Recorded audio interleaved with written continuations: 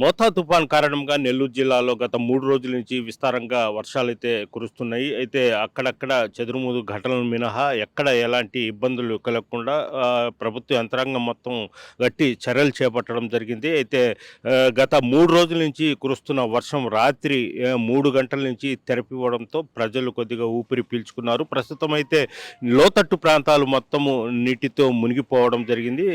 అలాగే సముద్ర తీర ప్రాంతాల్లో కూడా చాలా చోట్ల కొంత ఎఫెక్ట్ ఏర్పడింది. అయితే ఎక్కడ ఆస్తి నష్టం జరగలేదు. అయితే ఒక మహిళ మాత్రము నీళ్లలో కొట్టుకొని పోయింది. అదేవిధంగా పలు చోట్ల విద్యుత్ స్తంభాలు కూలిపోయి కొన్ని గ్రామాల్లో విద్యుత్ అంతరాయం ఏర్పడడం జరిగింది. ప్రస్తుతం మనము నెల్లూరు నగరంలో ఉన్నాం.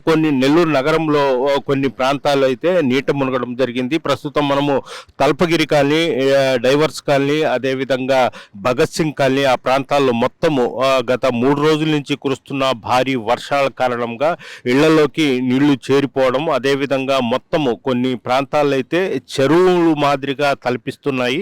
తల్పగిరి కాలనీలో అయితే ఒక ప్రాంతం మొత్తము చెరువు మాదిరిగా తలపిస్తుంది. మన వీడియో జర్నలిస్టు ప్రదీప్ చూపిస్తున్న ప్రాంతం ఇది. ప్రస్తుతము తల్పగిరి కాలనీ, ఆటో నగరు, అయ్యప్ప గుడి ప్రాంతము మొత్తము అంటే ఆ ప్రాంతం మొత్తము నీటితో నిండిపోయింది. అయితే నెల్లూరు రూరల్ ఎమ్మెల్యే కోటంరెడ్డి శ్రీధర్ రెడ్డి సారథ్యంలో మొత్తం రాత్రి యుద్ధ ప్రాతిపదికన మొత్తం కాలువలు తువ్వి ప్రక్కలు పెట్టి చేయడం వల్ల చాలా వరకు నీటిని తోడేయడం జరిగింది. ఇంకా నీళ్లు బయటికి వెళ్తున్నాయి కాలువల గుండా. అయితే రాత్రి అయితే చాలా ఉదయం 5 గంటల ఆ ప్రాంతంలో అయితే ఈ రోడ్లు మొత్తం పూర్తిగా వర్షపు నీటితో నిండిపోవడం జరిగింది. కనీసం పాదజారలు కూడా నడవలేని పరిస్థితి అయితే ఉండింది.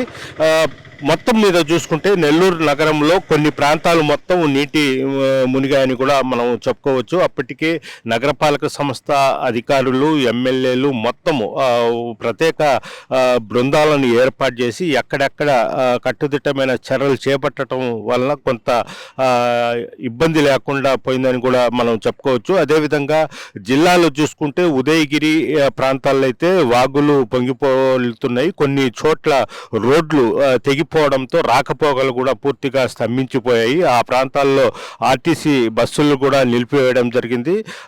వెంకటగిరి ప్రాంతం, ఉమ్మడి నెల్లూరు జిల్లాలోని వెంకటగిరి ప్రాంతాల్లో అయితే కొండ కింద గ్రామాల్లో రాత్రి హెవీగా గాలివాన రావడంతో విద్యుత్ స్తంభాలు కూడా కూలిపోవడం జరిగింది. సుమారు ఒక 7 గ్రామాల్లో విద్యుత్ అంతరాయం ఏర్పడింది. రాత్రంతా చీకట్లోనే ఉండిపోయారు. అయితే యుద్ధ ప్రాతిపదికన విద్యుత్ శాఖ అధికారులు అయితే ఉదయం నుంచి పనులు మరమ్మతు కార్యక్రమాలు చేపట్టడం జరిగింది. అయితే సాయంత్రానికల్లా ఆ గ్రామాలకు విద్యుత్ సరఫరా అయ్యే అవకాశాలు కూడా ఉన్నాయి. అదేవిధంగా మనబోలు దగ్గర జయమ్మ అనే మహిళ నిన్న గొర్రెలు కాసుకున్న అడవికి పొలాల్లోకి వెళ్ళింది. అయితే హెవీగా ఒక్కసారిగా అక్కడ కాలువ గుండా నీరు రావడంతో ఆమె కొట్టుకొని పోయింది. మృతదేహం కూడా ఇంతవరకు ఆచూకీ లేదు.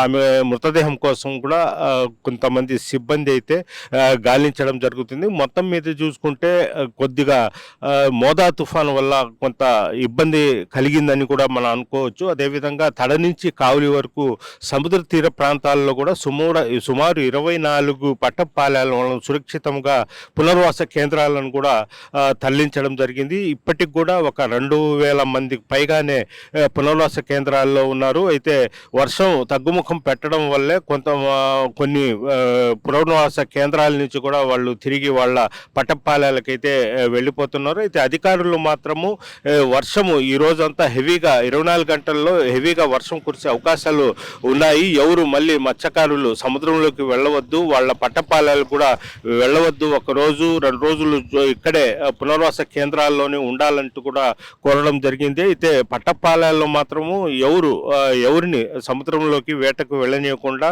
పోలీసులు కూడా అడ్డుకుంటున్నారు. అదేవిధంగా కొన్ని కావలి ప్రాంతాల్లో అయితే కొన్ని పట్టపాలెలకు కూడా పూర్తిగా వాటర్తో నిండిపోవడంతో వాళ్ళందరినీ కూడా సురక్షిత ప్రాంతాలకు కూడా తరలించడం జరిగింది. కోవూరు నియోజకవర్గంలో కూడా సుమారు ఒక 1500 మంది గిరిజనులను కూడా పునర్వాస కేంద్రాలకు కూడా తరలించడం జరిగింది. గూడూరు, కోటవాకడ ఆ ప్రాంతాల్లో కూడా సురక్షిత ప్రాంతాలకు తరలించి లోతట్టు ప్రాంతాల్లో ఉండే వాళ్ళని కూడా ఇప్పటికి కూడా పోలీసులు ప్రత్యేక ఆర్టీసీ బస్సులను ఏర్పాటు చేసి వాళ్ళు కూడా పునర్వాస కేంద్రాలకు కూడా తరలిస్తున్నారు. మనం ఇప్పుడు చూస్తున్నాము ఆటో నగర్ ప్రాంతాల్లో కూడా మొత్తం ఈ విధంగా నీళ్లు పూర్తిగా వచ్చేయడంతో ప్రత్యేకంగా నగరపాలక సంస్థ అధికారులు ప్రత్యేకంగా వాళ్ళకు ప్రొక్లైన్లు పెట్టి కాలువలు తవ్వి ఆ నీటిని మొత్తం తోడేస్తున్నారు. అదేవిధంగా భగత్ సింగ్ కాలనీ, వెంకటేశ్వరపురము, కోవూరు ప్రాంతాల్లో కూడా ఇదే పరిస్థితి ఏర్పడింది.